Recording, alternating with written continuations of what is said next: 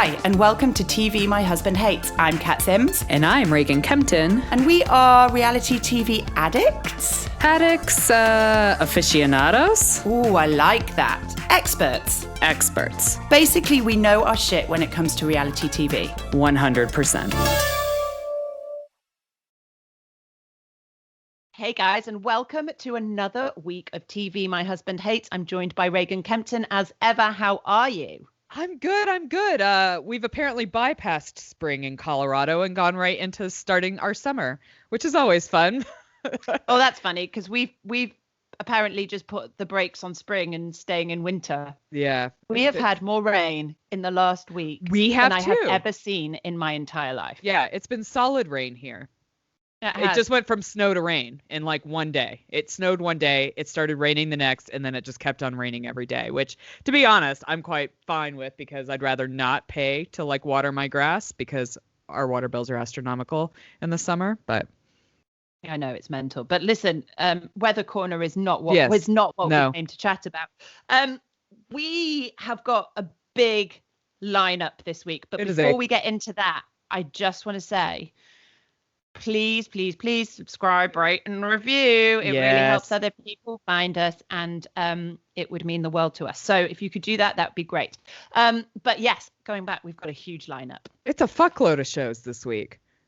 It really is, and annoyingly, and reunions. Yeah, we've got to film 2 reunion shows after this, but annoyingly, we're including The Hills, but I couldn't watch it this week because for the love of God, I couldn't find anywhere to watch it. I even subscribed to MTV and they only have season 1. I think it's a UK thing. I don't know. I couldn't find it on the YouTube channel I watched it on last time. So that's crazy. Well, let's give it this one more week. And if you still can't get it next week, because I feel like last year they were weirdly staggered and we actually did them a week behind. I was trying to think about this when you told me you couldn't watch it. I feel like it was. So let's give it one more week. If next week it doesn't come on, even the first episode or whatever, then we'll just have to drop it. We can maybe talk about it on Patreon, or I can do a separate little thing or whatever. But because it's not fun if half our people can't watch it.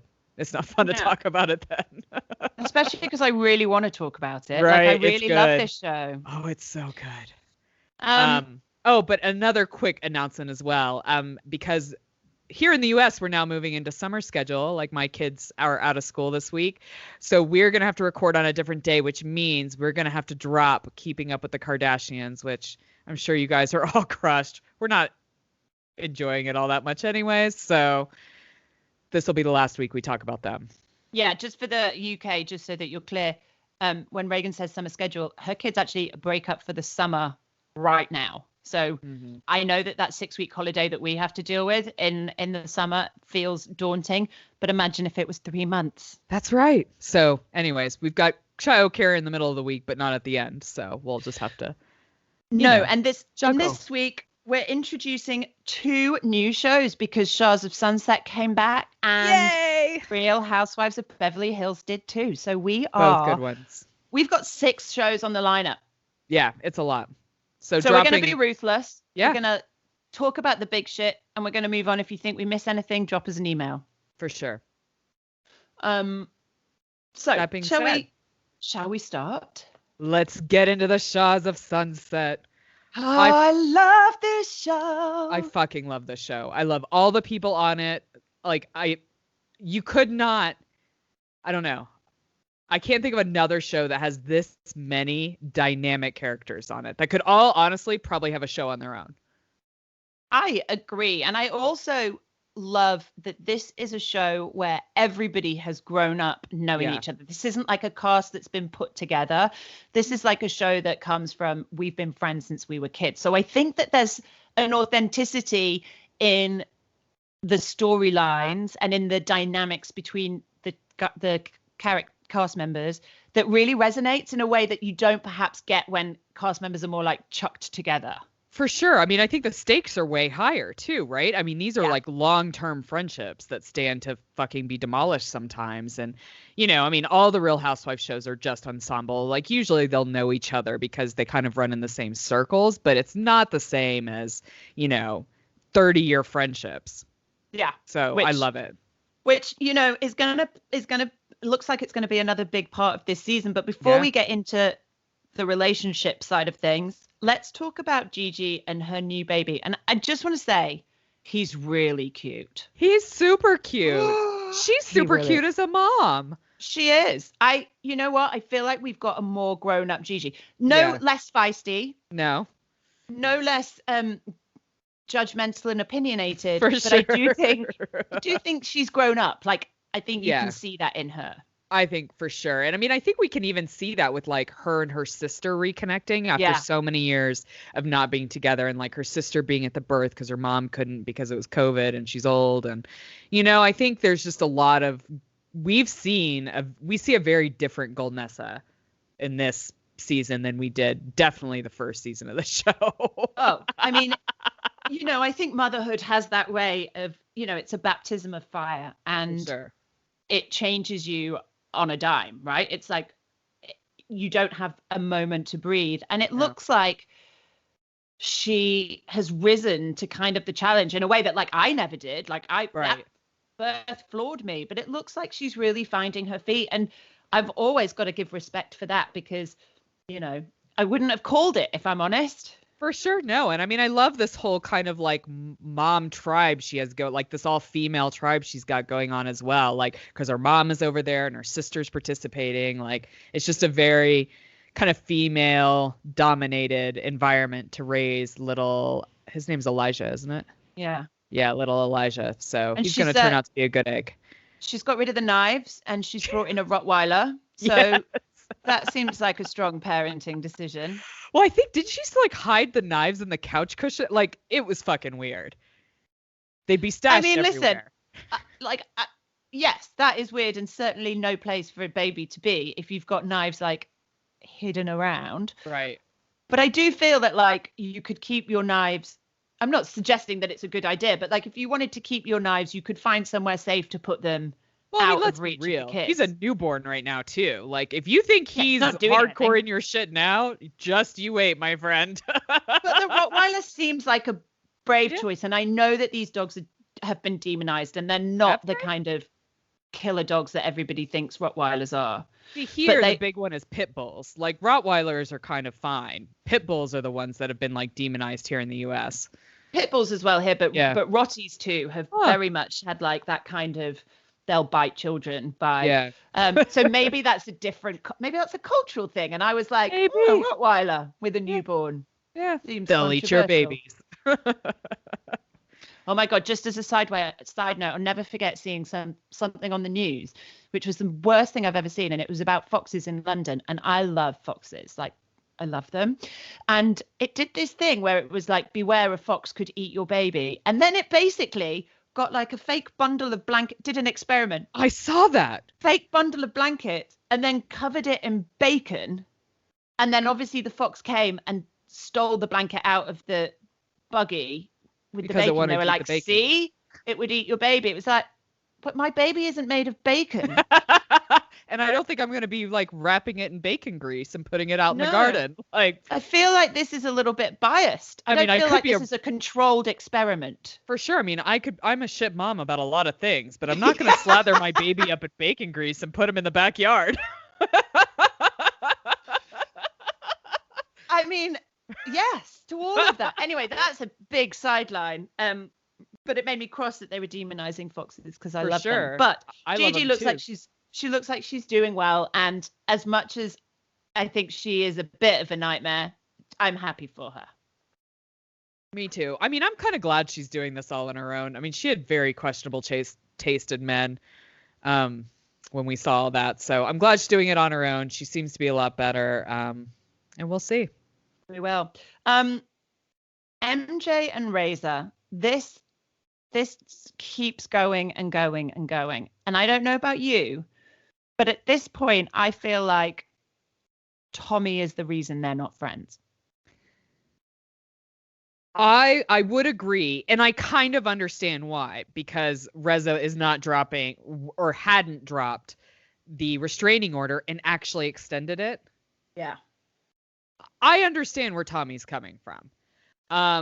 But I also feel like he kind of needs to just back away and let them do their thing, because ultimately if he lets them do their thing, that's gonna like help him out. Do you know what I'm saying? Totally. I think the problem is I think Tommy felt as close to Reza as MJ. Like I feel like he just feels like their family was fractured.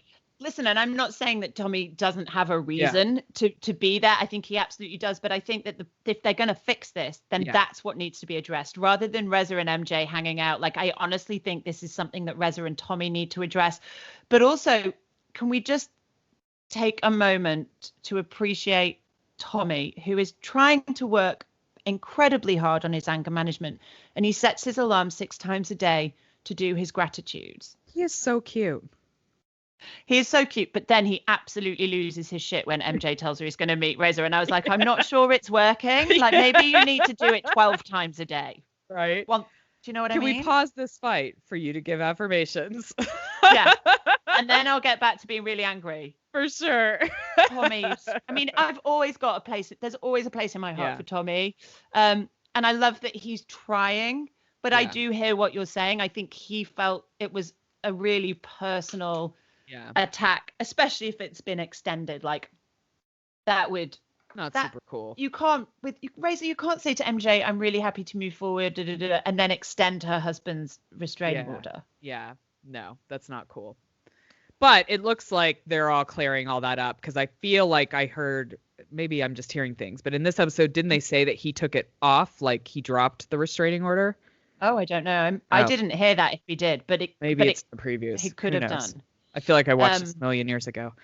I know, you pretty much did. Yeah. And then, of course, the other relationship that is on the rocks is Mike. And can we just talk about Mike for a minute? Because what the fuck is his problem? Nima turns up at this new apartment, and Mike makes some excuse to the cameras about how, like, and to Nima, he doesn't feel comfortable being in Paulina's house because all her family's there. And of course, it then transpires that Paulina's like, I didn't want him in my house. He's there because... What happened to his house? Because he built a new house last season. Oh, did he? Okay. Yeah, so he sold it. And I imagine he sold it so that they would move in together, and then Paulina find out about all this stuff. So he had to, like, scramble for a new apartment. And I know, I would bet both my ovaries that he wrote those messages. Of course he did. His fucking iCloud being hacked. I mean, come on. It's bullshit. It's not like he's the purveyor of, like, all the wealth in the US or has some, like, secret fucking codes in his iCloud. Who the fuck wants to hack Mike's iCloud simply for, like, texts about girls? It's the stupidest thing. Wasn't it Instagram DMs, or was it? Yes, it was. It was Instagram DMs. So he's like, my Instagram was hacked. It's like, well, what? And you didn't mention it at the time? Right. Like, you didn't say to Paulina, fuck, I can't get into my Instagram account. It's been hacked. Like, that wasn't a drama. Because, I mean, I follow you, so I know how often you're on there. Like. And I have an Instagram account, and I know how I'd feel if it was hacked. So, that's a big deal. And he makes a lot of money on that Instagram account. He's posting those ads. Yeah. So I feel like if he'd been hacked, Paulina would have heard about this before at the time. Like, it's just too fucking convenient that he's like, and then he's like, oh, I can't change my number. Yeah, that is bullshit. That is such bullshit. Number. And I love how Tommy's like, what are you talking about, man? Yeah. Like, I did it last year and it was the best thing I ever did. Like, it got me thinking. I was like, maybe I'll change my fucking number. Sounds like a great, but then I was like, nobody really calls me anyway. Right. It'd be a huge pain for me. Yeah. It would just be an issue for me. Right. It's not like everybody, like, people who are, like, big and famous, people scramble to try and get their new phone number. Nobody would be scrambling to get my number. I'd just go dark. I would. I'd miss not talking to you or texting you. Oh, that's true. Because it would change your WhatsApp number too. It'd be like you and my mum. Yeah, we'd not be even right Jimmy, because Jimmy's terrible at keeping in touch with me. So it'd literally be you and my mum. Well, we're pretty important. So, but yeah, this is all bullshit. And I think Mike is still cheating on her with these, like, girls at the pool in the high rise. Like, but he's not doing himself any favors. This is when he's just not clever. No, he's not. He's not clever, and he's fucking mean and gaslighting Paulina in that entire evening. I'm fucking happy she got wasted. I love this new Paulina. I want her to be like this all the time. I want her to call him out on his shit and be the fucking strong ass woman that I know she is. I do too, and I don't like the way he's like, "Oh my God, you're drunk. You're just so drunk. You're drunk." Uh-uh. I'd be drunk if I had to deal with your bullshit too. And by the way, maybe I needed to get drunk so that I could call you out on your bullshit. For sure. And we're all sitting around drinking. Like, yes, don't drunk shame me. No. I like drunk that. shamers. Yeah, they're the worst. They are the worst. It's like sunburn shamers. They're annoying as well. Yeah. You know, when you're sitting out on a shamers, all of these shamers. But when you're sitting out in the sun, you're having a nice time, and somebody always goes, "Oh, you're going a bit red." Fuck off. I think we've had this conversation on this podcast before. Have we? Oh no, I need some new material. Either way, it's good material. Well, it's just like the hangover shamers. Like, oh, you must be really hungover this morning. It's like, oh, fuck off. I know how that, hungover I am. That look of glee in their face. Right.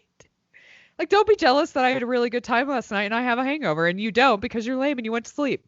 Yeah. Not my problem. Yeah. Fuck you. All right. Not that this is personal anyway. So Mike and Paulina, 100, and Paulina also says this is not the first time. Of course it's not. No. Where there's smoke, there's fire. And everybody's talking about Mike in a kind of sex addict kind of way. And maybe it is that. I think maybe it is. And at first I was like, I don't know about Paulina, like sending all these screenshots to all his friends. Like, that's kind of weird. But then I was like, but if it's not the first time it's happened, she wants people to back her up if this is going to be a thing, you know? But I love like Gigi's comments like, I'm high. Don't bother me when I'm eating pie. I'm eating pie. I love it. Brutal. Super brutal. But I also feel like this is just like Mike. And that's what everybody's like, this is just Mike. It doesn't surprise me in the fucking least. He's been doing this shit for years. It's never going to change.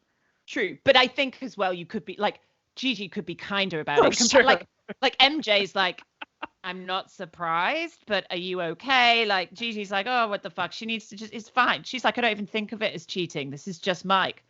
I'm like, oh, is that an option?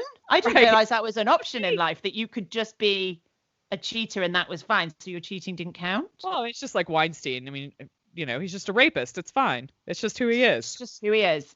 Yeah. Anyway, it's going to be a messy season. I adore this show. I am almost hoping that MJ and Reza, I just want this to be done. Like, I want them back together. I feel like they're going to get back together and it's all going to be fine. But I think this Mike thing is really going to grow. I think we're definitely not finished with this conversation with Mike. This is going to be interesting. Mike and Jessica all over again, isn't it? For sure. And, oh my gosh, Tommy calls Paulina Jessica outside. Oh my God, that was my favorite moment of the whole show. It was so painful. I was like, oh shit. Oh shit. I love Tommy so much for this. Like, he doesn't even notice. He doesn't even. It's like this bomb goes off. And everybody's like, what the fuck? And he's like, just carries on through. I was like, if looks could kill, like MJ was just giving him like, what the fuck did you just But you could also tell that she was like trying not to laugh. Right. So she was like, we just need to, like, nobody just can keep mention going. this. Just keep it rolling. Nobody acknowledge. It's like when your toddler hits their head on something and you're like, nobody make a sound. He doesn't know it hurts yet. Be quiet. Oh God, it was awkward. God love Tommy. I love this Such a great show. addition. For sure. Me too. Okay, so let's take it to Below Deck Sailing Yacht, where we pick up after the drama of last week with their super $1,000,000,000 boat crashing into the dock. Oh my gosh, it just made me sick to my stomach. Officially, so bad for Glenn. Officially, Glenn's worst day of his career Ever. Did you not just want, when he goes into his cabin by himself and he just like takes everything off? I just wanted to go in and give him a hug. No, do you think he had a little cry?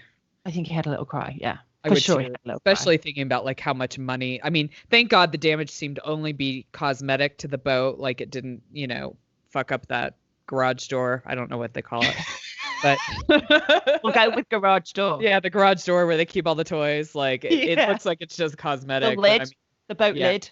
Could you imagine like having to call the owner? Because I mean, obviously he doesn't own that boat. Like call the owner and be like, yeah, so this happened. Well, I really hope and our insurance company has to fix the dock. Yeah, and I really hope he didn't call him after the first time they hit the dock. Right. You know what I mean? Like, I hope he just left it. I hope he didn't have to call back and go, Listen, I know I said I hit the dock before, but now I've really hit the dock. I rammed that bitch real well. Yeah. So much so that I fucked up the dock. Yeah.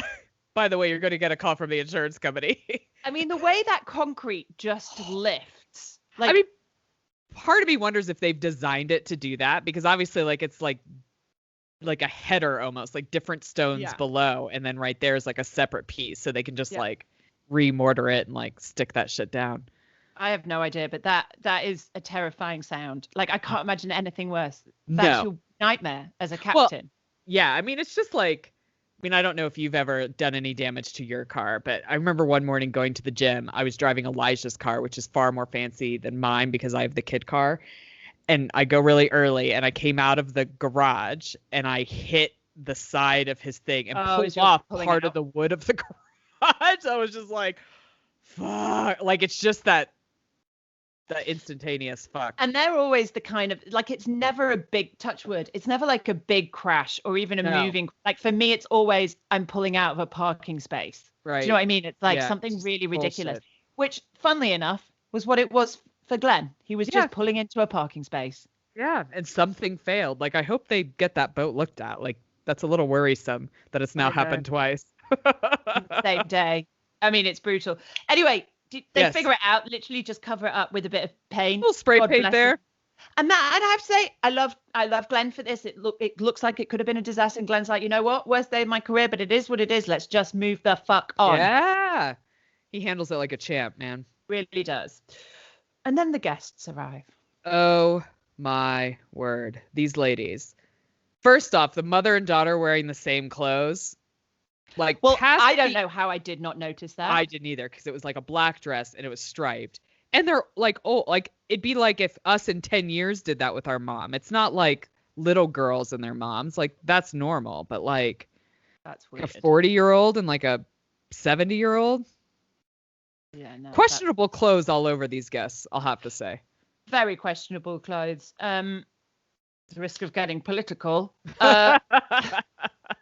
Sorry to whoever was really upset with me for getting political. Well, they obviously don't listen to the podcast anyway, so you don't need to apologize to them. I mean, it wasn't sincere. I mean, that bikini, I'm like, listen, fucking vote for Trump if that's what you want to do. Like, I'm not here to tell you not to vote for Trump. But I just don't understand why you're wearing a bikini, titties for Trump.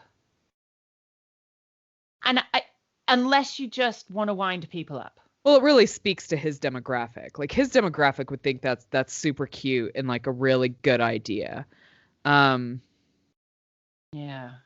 It's just not needed. It's not needed. It's unnecessary. And it makes people feel uncomfortable because it's a very divisive thing, right? For sure. You're Trump or you're not. It's not like, oh, I like this about him, but I don't really like, the fact that he grabs pussy. It's for sure. You either you're a Trump or you're not. And I just think you're doing it for attention. And no wonder 100%. She winds everybody up. And then she's like, oh, everybody's picking on me. Well, you're being a dick. Twat. Yeah. No. She knew exactly what she was doing when she put that bikini on. Like, she knew what she was doing when she packed the bikini to go on this trip that was going to be on TV. She fucking knew what she was doing. It was all so premeditated. And then she's like, she causes a fire and then gets fucking pissed when she gets burned. And I'm like, babe, I'm not here for that. And I feel for her. I feel for the other people with her because she was just vile. And then she makes, what's her name, do a massage because she's so stressed out. I'm like, really? How stressed out must you be on a super yacht in fucking Croatia? Yeah, let's check your privilege. During a pandemic, by the way. During a pandemic. So stressed out that you have to demand one of the crew give you a fucking back massage. These ladies are going to be insane. They are going to be insane. I also love that Daisy's like, oh, you're seasick? Oh, she's not seasick. She's just pissed. Right.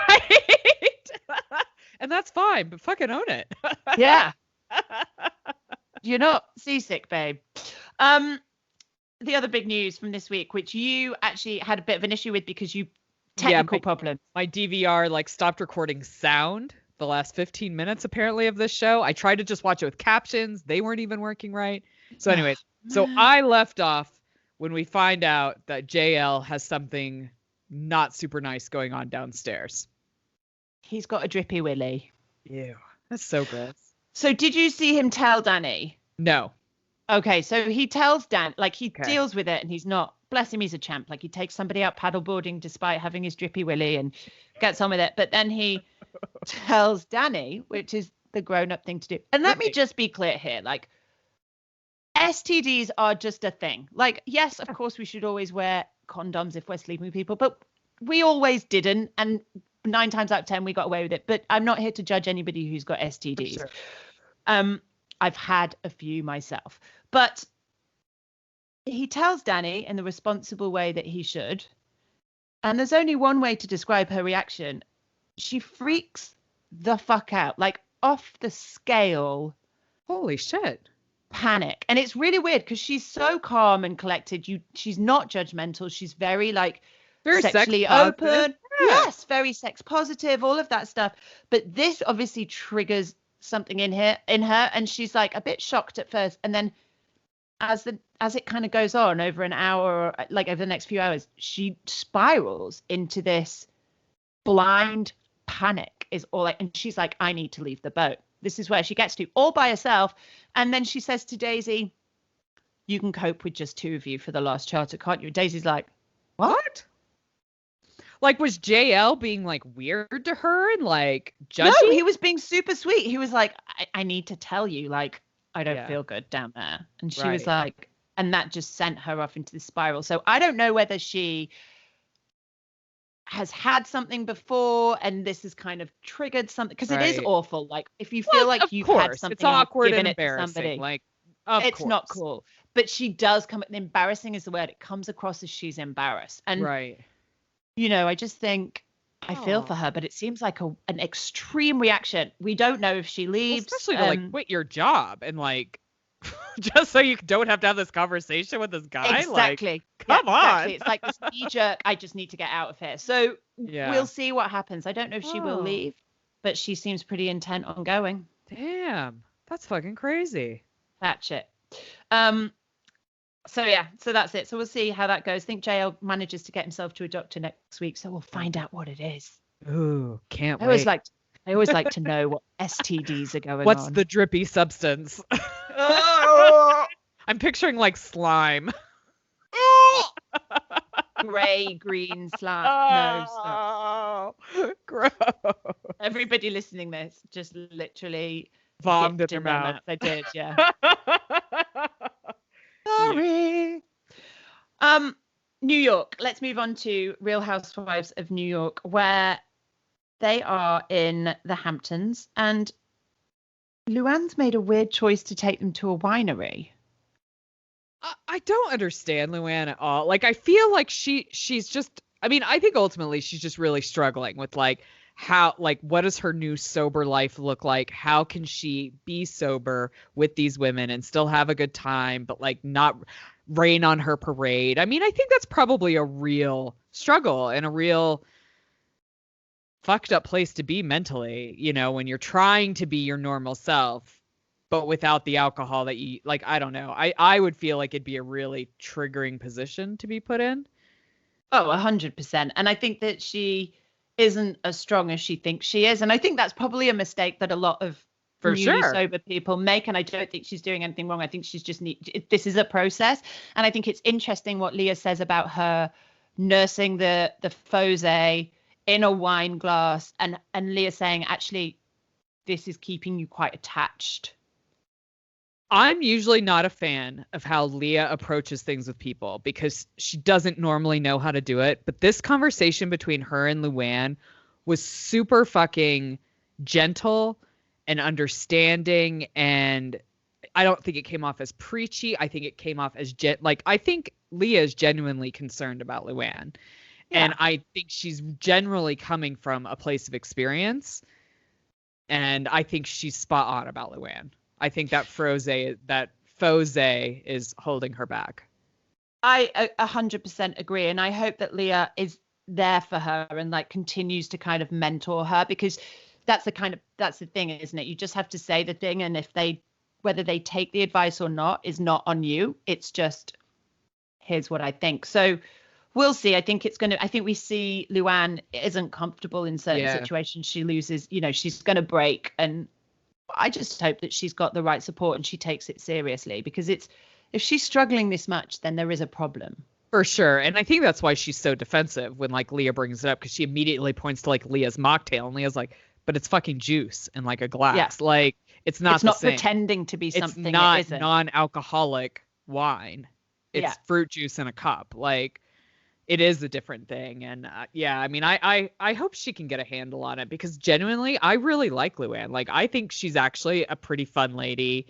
Even like sober, she's fun. Because she's sober during all of this. And I think she's still very witty and still keeps up with the girls and keeps them in check. And I want her, I hope at the end of this season, she's able to watch back and actually see that she doesn't need it, if that makes sense. Yeah. I hope so too. And I 100% agree. Talking of Leah's interactions,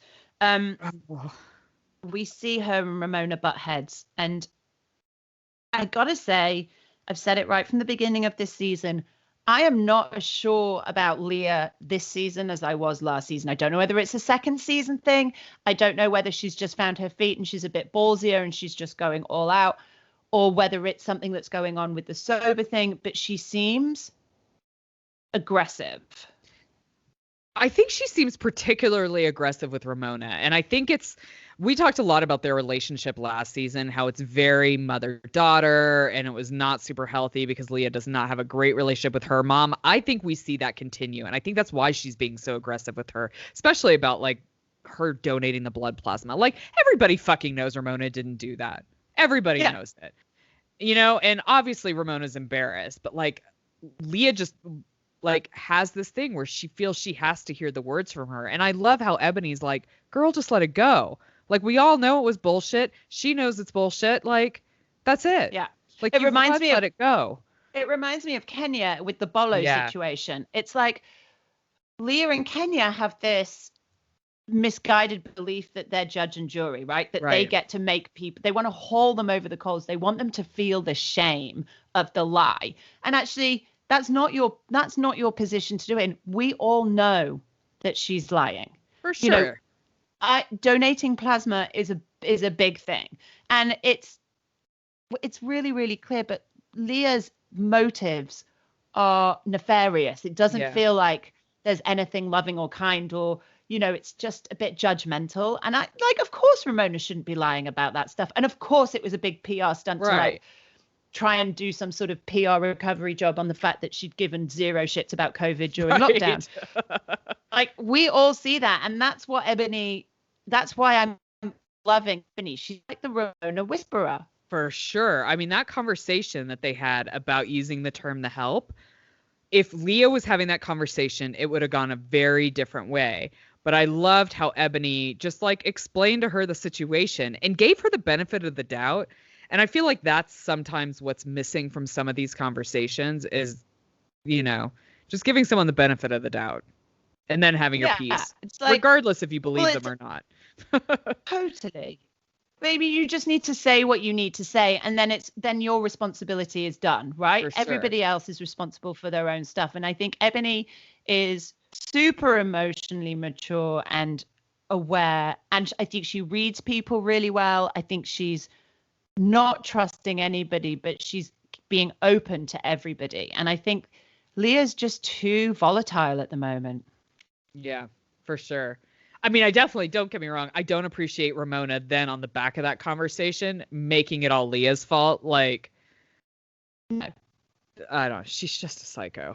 I mean, I'm definitely not a Ramona fan, but anyways. No, I'm not. And I don't like the way she picks on Leah for her outfit when Leah comes in. Like, none of these women, apart from Ebony, are women that I like at the moment, if I'm honest. I mean, between Ramona and Leah, they both scare me on like an emotional level.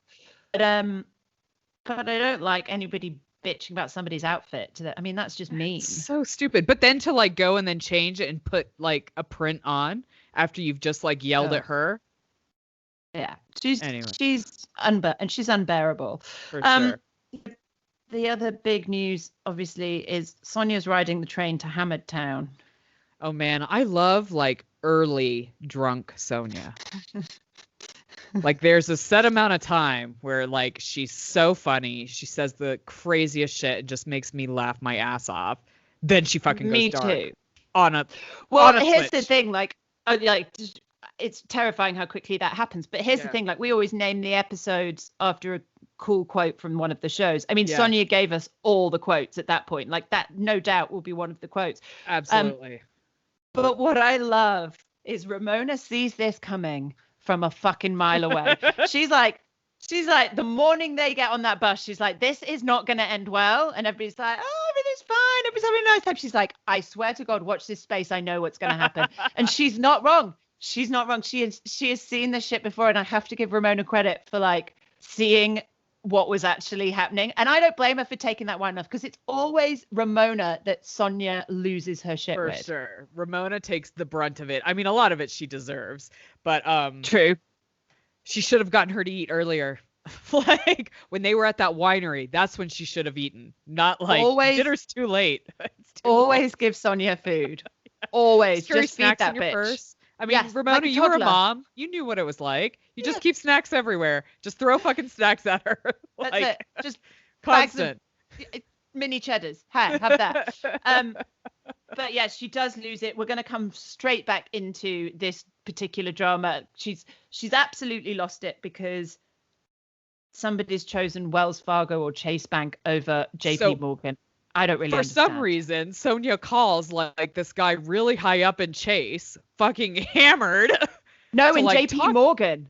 Yeah, well, that's Chase. JP Morgan. Oh, is Chase. it? Oh, okay. Yeah. Oh, I didn't know that.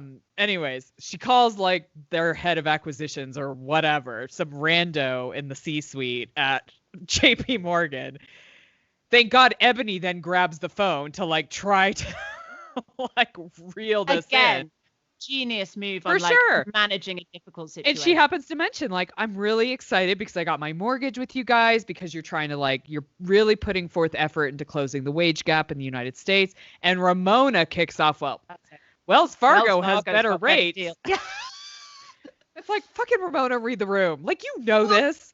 But Shut here's up. the thing. I'm sort of with Ramona on this. I'm like, surely you can have a conversation about like, if this is where it's going, it's not great dinner time chat for me. No. But if this is where you are and you're like, oh, but I think Wells Fargo, you know, if that's something you want to have a chat about, that's great. I don't think that should really be a trigger for Sonia to be like throwing shit and having a screaming. No, it shouldn't. But Ramona also knows that it's going to be. Like, she knows this. Yeah. So 50-50 on that one. But yeah, so anyways, that's where then the JP Morgan versus Wells Fargo debate fucking erupts. Well, and then we see Luann exiting the building quickly, probably going to smoke 700 cigarettes. I don't blame her. Wouldn't you? Like, 100%. So one thing I really miss about smoking is getting out of those super awkward conversations, like at pubs and stuff, where you could just like, like once when you couldn't smoke in pubs, you had to smoke outside, where you could just like then go outside and like get out of anything. Yeah, non-smokers hated it, but smokers loved it. You always had the best conversations outside, and you met the coolest people smoking. For sure. I hate to be that person. And you got out of bullshit conversations inside with non-smokers. Yeah, you did. Like, oh, you know what? I need to go out and have a cigarette. Sorry. Yeah, bye. Laters. And then you'd be like, I'll be back in 5 minutes. Then 5 hours later, they'd come out and be like, what are you doing? We're like, I thought you went home. Having a really great time. But we were having a really great time. It was the best. Anyways. Now on a night out, I do love a cheeky cigarette. Just to go and see who's there. Just find out who's hanging out. Hanging out. Because I know that hanging out outside. I know that this isn't like the message, but the cool people smoke. Oh, sorry, I've just offended so many people. Sorry. Anyway, I'm handing over to Reagan now. She's gonna touch on the top tips on the hills this week because obviously I haven't been able to see it. But is Brody still looking fit? Yes, and he's messing around with this girl named Amber, but she obviously wants more. Like, they're in the bathtub together in this episode. And she obviously wants way more than he does, but then she's like trying to be cool and be like, because he's like, I do not want anything serious. I do not want anything committed. Like, he's very, very clear about what he wants. And she's like, okay. And it's like, oh, girl. I've been Amber. Who hasn't? Because you see that guy and you're like, he is fucking gorgeous. Like, I love him. I could, this is the one.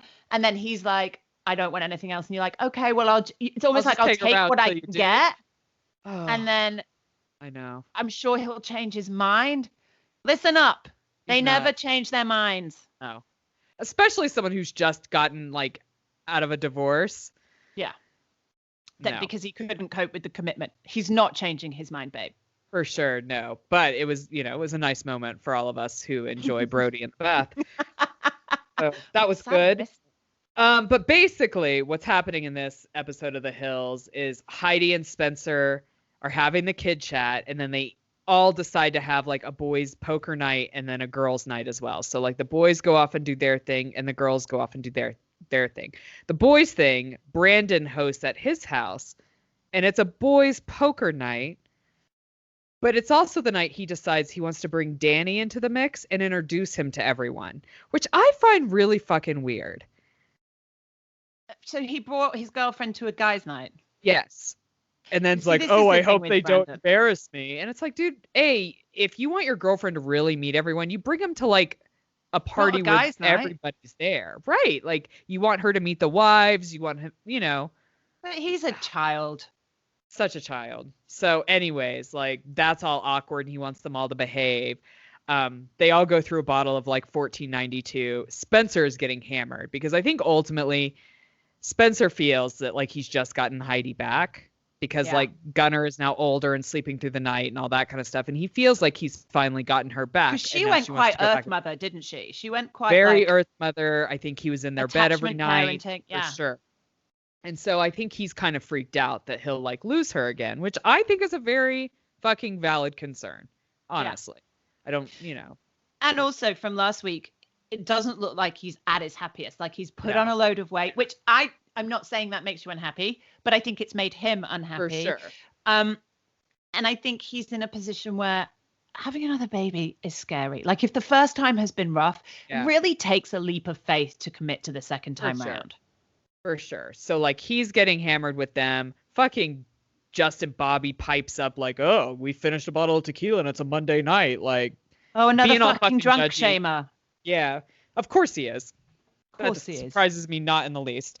But Brody actually like goes and has a chat with him and is like, dude, are you okay? I know that last year I was drinking a lot when things weren't super good. Like the way Brody did it was really kind, but Spencer was like, no, dude, like it's a boys' night. We're just supposed to be drinking. So I don't know. He needs his moment, right? And we've all been there. You just want to go out and get shit faced and you might have to deal with some shit in the morning. But for now, he just wants to enjoy himself. Right. But I think with Spencer, it is definitely, I think it has something to do with like the kid chat. Cause I feel like every time they talk about kids, they actually both go pretty fucking hard and drink the next night.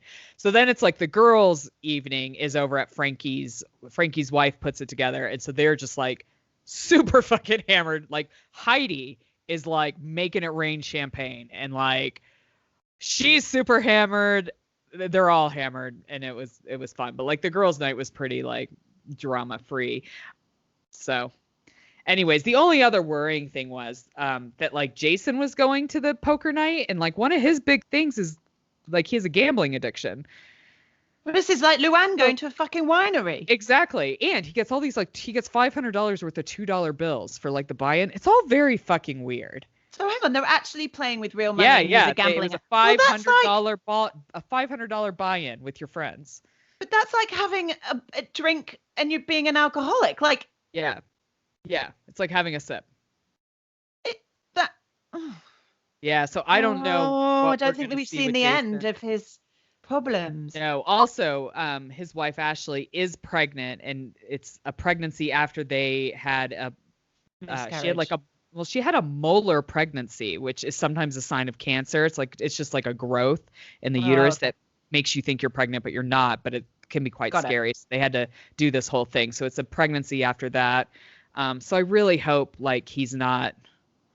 She doesn't need that. I really like Ashley, and I feel like she's put up with a lot. Yeah. And I think he needs to know that generosity of spirit is not endless. For sure. It's not good. Oh, sorry. What? My notes as well.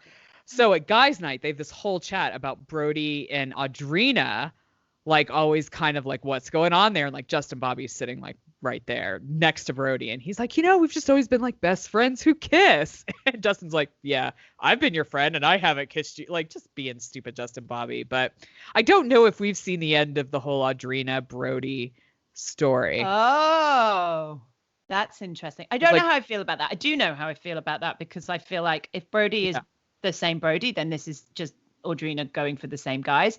But if Brody is changing, then it would make sense that maybe he does finally commit to his like childhood sweetheart, like to somebody he's known his whole life.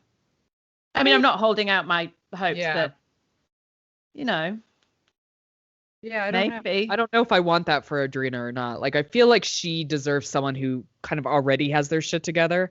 I think Brody has a ways to go. Like, I feel like That's true. Sobriety is fairly new in the real world. Like, it's one thing to like be sober when you're locked in your house and you can't go do anything. It's definitely another thing to like be out and about. So anyways, agreed. We've decided though that if The Hills does not come on in the UK next week, we may end up having to drop it, or maybe we can do something different where, I don't know, we just do a little rundown or do this. I don't know. I don't think this is I'm going to do some investigating and see. I'm going to do some investigating and see how and where and when, because even when I Google it, it just doesn't, there's just nothing. It's like, it's really bizarre. But honestly, it's hard to watch here if you don't have cable and you record it. Like, it's not on any of the streaming services. You can't even stream it on MTV here. It's very strange. I don't know what's going on. I don't know if there's some chats in the works about like maybe they're trying to find who they're going to put it on. But I mean, last time season 1 was on Now TV. Yeah, is how I watched it the first time. But I don't know about anything else. We'll have to see. We will do some sleuthing. Let's move on to Beverly Hills, where we pick this up as they are just coming out of lockdown. So they are seeing and getting back together for the first time.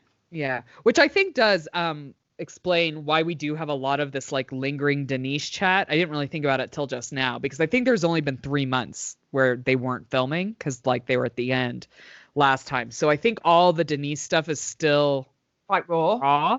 Yeah. Even though I'm fucking over it. I don't want to hear any more about Denise and Brandy. I don't give a shit. Nobody should give a shit. No, that's done. But apparently for Garcelle, it still isn't done. And I have to say, I had my moments where I was doubting Garcelle last season. And I just get massive bitchy vibes from her. And I don't like the way, listen, I'm a big Lisa Rinna fan as well. And I don't like the way that she twists Lisa Rinna's apology into some kind of tactic that Lisa's using to avoid getting reamed out. I mean, at its most basic, that's what an apology is. Like, right. Isn't that why everybody apologizes? That's why we apologize, so that people don't get fucking mad with us. Yeah, for sure. So I feel like she's being a little bit, I feel like she's being really unreasonable. Yeah. And I also don't like the way that she's setting Lisa up for a fall, because I believe Lisa's apology is genuine, 100%. Right. She sits there, she's like, listen, I can be a cunt. And I high five any woman that can own their shit in the way that Lisa does. There aren't many of them on TV. No. And Garcelle says, I think we can move forward. I'm open. Baby steps. Which, cool. That sounds great. And then she changes her mind. And she's like, actually, things aren't okay. And Sutton's like, well, that's not what Lisa thinks. And this is not a Lisa problem. This is a Garcelle problem. I think she's being shady as shit, and I don't like it. No, it really bums me out too, because I really, really want to like her. Because there are moments where I really like Garcelle. Like, I really liked the interaction between like her and Sutton and her friend, like taking shots in the living room. And like, I think for people she likes, Garcelle is brilliant. But because of this stupid bullshit Denise stuff that happened last season, I think she's someone who holds major grudges, which always makes me wary of that person, because someone who does that is never going to fucking get over it. No. It doesn't fucking matter what you do. No. And that's the problem. It's like, that's probably the most authentic apology I've seen. And I feel like to not accept that and to pretend to be doing it because you're a really great friend when Lisa wasn't. Like, there was a touch of the old Leah, Kenya and Lisa last time with Denise. Like, she needed her to say the words. For sure. And I appreciate that. But Denise was also a pretty shitty friend. It wasn't just Lisa. No. It was a whole bunch of mess. I don't know why bloody Garcelle is so up Denise's ass, frankly. Me neither. Like, what the fuck? No. Anyway. What else? Crystal is on the scene, and her husband is the one who directed The Lion King, which I thought was interesting because I had no idea. I didn't either. I don't know how I feel about Crystal. So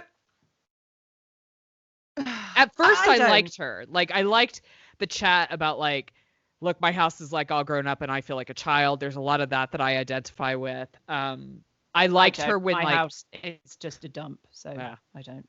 Mine is 1 week away from being fucking finished. We are moving upstairs Memorial Day weekend, and we're fucking psyched about it. But anyways, I really liked when Lisa and Kyle like went to her house. I thought she was super cool. Like, well, if you guys don't have any, she invited them for a drink just to hang out. Like, I liked that interaction.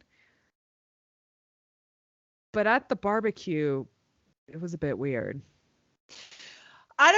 I mean, listen, she's new. People, I think new cast members approach it in different ways. I think some come in being really sweet and really nice. Others come in and feel like they've got to throw out some drama straight away. They've got to earn their kind of reality TV stripes. Maybe that's what she's doing. But she really, in her interviews, goes straight into some shade. Yeah. Like, these guys dress loudly and very conservative. And then she's like, she throws some shade at them dressing too young for their age and how that's all a bit cringe.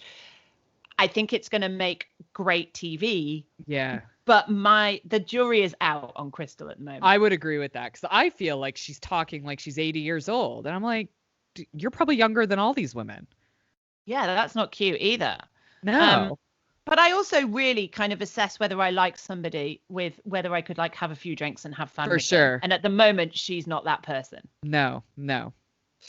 It'll be interesting. We go to the barbecue. Kathy Hilton is a friend of the show and also apparently a sadist. What the fuck is that? Apparently blind and just like walking around not being able to see. She's a blind dental sadist. That fucking story chilled me to the core. But also, my opinion of Kathy Hilton has always been affected since I watched the Paris Hilton documentary, because I just still can't understand why any mother would stand by while two strangers come into the house and rip my 16-year-old daughter from her bed with no fucking knowledge or warning and watch her leave. Like, there is no way in the world that you can explain that away to me. It's not an excuse, but I think she also has a very fucked up relationship. She had a very messed up childhood with her mother too. So anyways, totally not an excuse, but I think that's where it comes from. But I got some feelings about that when it comes to her. Yeah. So already I'm a little bit off. Now she's blind. Not that that's a problem. I'm not holding that against her, but wear some fucking glasses. For sure. Or go get LASIK. Like, don't even fuck around with the contacts. Or stop being a baby and put some fucking contacts in. Yeah. Or hire someone to put your contacts in. Whatever. Kathy, there's no reason why you shouldn't be able to see. Because didn't she thought Garcelle was Kyle. Like, it was. Oh my God, she did. She thought Garcelle was Kyle. Yes. Babe. I mean, I think I was really hesitant about Kathy coming on this show, but I'm going to tell you, she's fucking gold. She is. I can't wait think for we're her going to to have hold so the diamond. I want to see more of this psychotic woman. So much material. Yeah. Anyway, so she's back. That's great. And let's talk about the dental story, though. The dental story. That's sorry, we digressed. Yes. You tell it, because it is chilling. Yeah. So apparently, when all the girls were younger, she used to play dentist on like the neighborhood children, and like I got the sense with like real dental tools. Then I started like looking around social media, and somebody pointed out that the age difference between Kathy and Kyle and why do I always space on her name? Kim. Ridiculous. But anyways, the age difference is such that Kathy would have been a teenager when like Kyle and Kim were like running around with the neighborhood kids. So there's this like weird teenager on the road doing dental work on the younger kids. Like, Yeah, that's a whole different slant, isn't it? It's like it's if you're all like the same age and this is just what she likes to do, also weird but less terrifying. Yeah. But if it's like a teenager pinning you down saying, you fucking do this, otherwise you don't come to my house and play again. Yeah, it's dark, dude. But also to like just convey that story on international television without thinking Kathy gives no fucks. Weird. Kathy gives no fucks, apparently. I mean, maybe you get a certain amount of money where you don't give any fucks anymore. Maybe that's where she is, but maybe. I don't know. I would not tell that story on television. No, I wouldn't either. Anyway, she did. Thank God. There's already memes going around as well, by the way. Yeah. Yeah. I saw one like her like Pennywise in it, like in the thing, like, I'll do your dental work down here.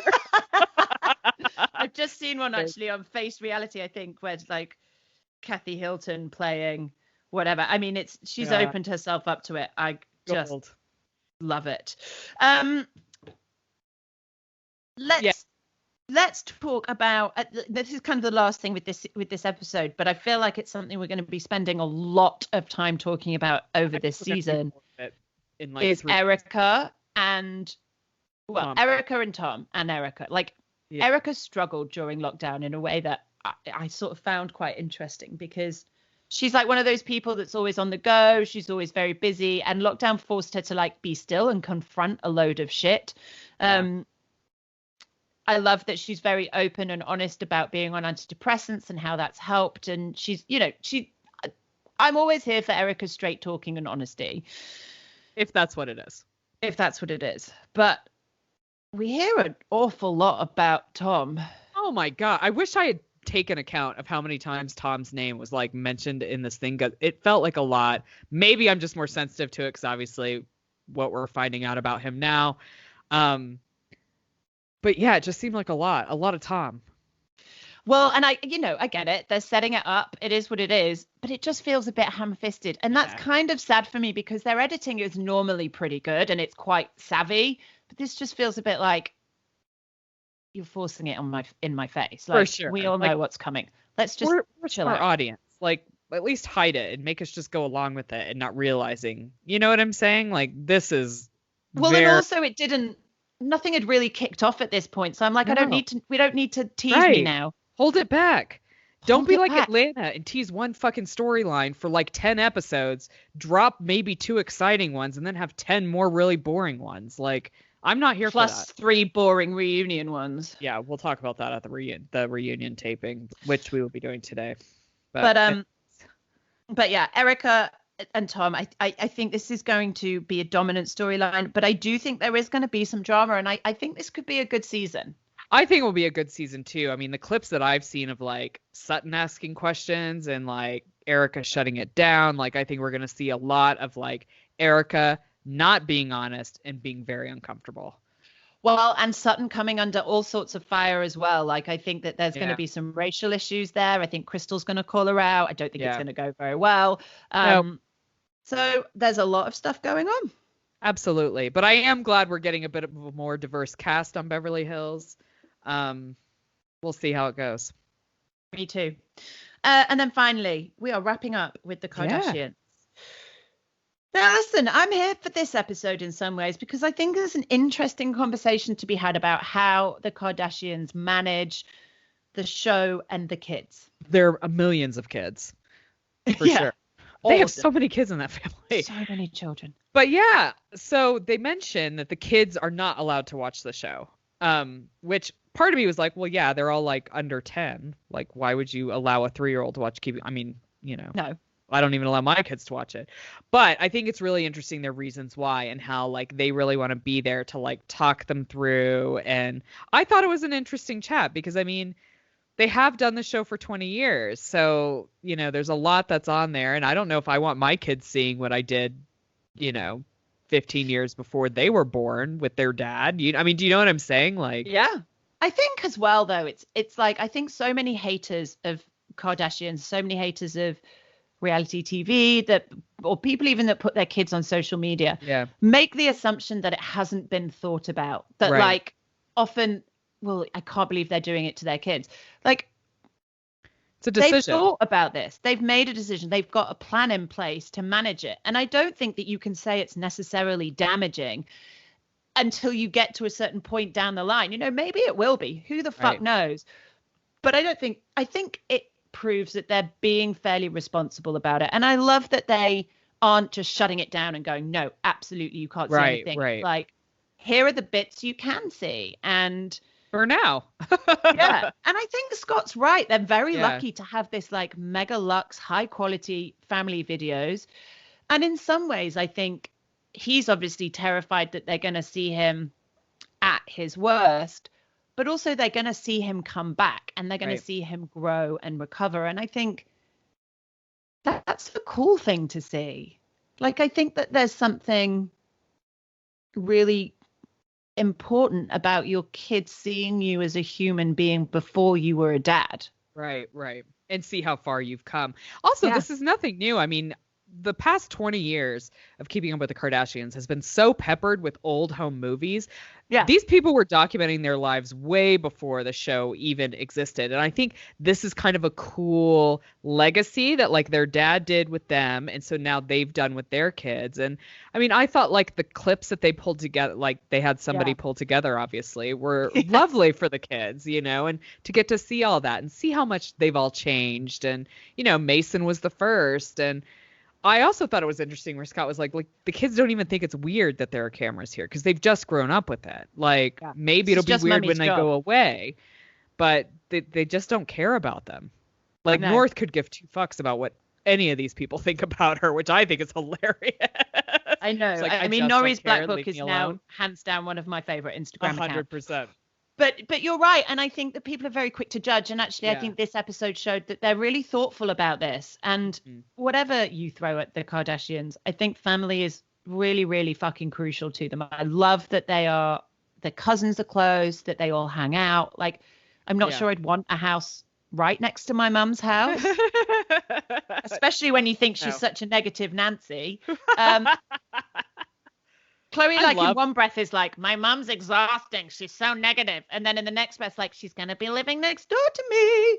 Yeah, I feel like that's going to be an interesting relationship, like, moving forward. Like, because obviously, like, with the Tristan stuff, like, Tristan's not going to be living there. So it's just going to be like Chloe, True, and her mom next door. It's a little Grey Gardens. I mean, listen, I really feel for Chloe because I don't know how she's coped in that house with just that amount of space. Like, she must have been really struggling.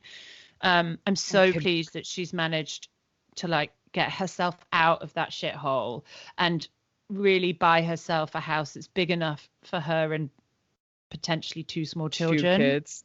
Oh my like, I don't know how she's coped. Yeah. Must have been awful for her. For real. A real struggle. That backyard must have been a real pain in the arse. Fuck off, Chloe. And like you do any of this on your own. Oh, kiss my ass. Oh. She's like, we've outgrown this house. You've outgrown 50,000 square feet.